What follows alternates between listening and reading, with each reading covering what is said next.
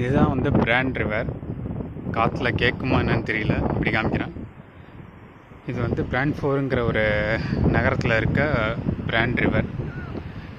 பாருங்கள் எவ்வளோ க்ளீனாக இருக்குது. இத்தனைக்கும் சுற்றிலையும் வந்து மேனுஃபேக்சரிங் யூனிட் இருக்குது, தொழிற்சாலைகள்லாம் நிறையா தான் இருக்குது.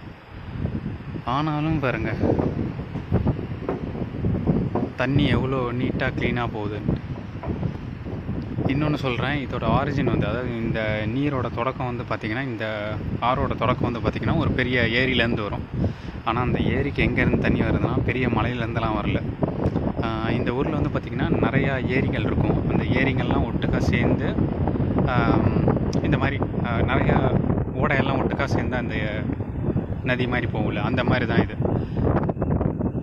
இது வந்து நேராக வந்து அந்த நயகராவுக்கு முன்னாடி கலந்துரும்னு நினைக்கிறேன். ஆமாம், ஒரு பெரிய ஏரி மாதிரி இருக்கும், அங்கே கலங்கும். அங்கேருந்து நயகரா ஃபால்ஸ் வழியாக போய் இன்னொரு பெரிய ஏரியில் கலந்து அங்கேருந்து கடலில் போய் சேர்ந்துடும்.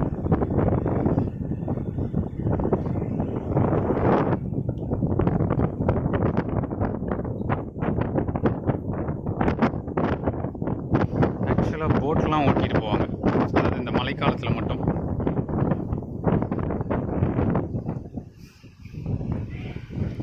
மூணு பசங்க ஜாலியாக குளிச்சுட்டு இருக்கானுங்க.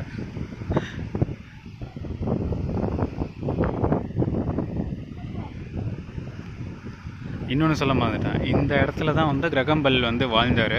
இங்கேருந்து ஒரு 1.5 கிலோமீட்டர், ஒரு 1.5 கிலோமீட்டரில் வந்து அவரோட வீடு இருக்குது. ஃபஸ்ட்டு டெலிஃபோன் கண்டுபிடிச்ச இடம், அது அவங்க பேசின இடம், அதெல்லாம் இருக்குது. ஆக்சுவலாக வந்து இங்கே ஹாலிடேங்கிறதுனால இங்கே வந்து நாளைக்கு வந்து ஒரு விடுமுறை. அது இங்கே ஊரில் செப்டம்பர் 1 ஃபஸ்ட்டு மண்டேன்னு நினைக்கிறேன், செப்டம்பர் மாதத்தில். அதை தான் வந்து அவங்க லேபர் டேன்னு கொண்டாடுவாங்க, தொழிலாளர் தினம் மாதிரி. ஸோ அதனால் லீவ் விட்ருக்காங்க, அதனால் அங்கே போக முடியல. அடுத்த தடவை வந்தால் அங்கே போகலாம்.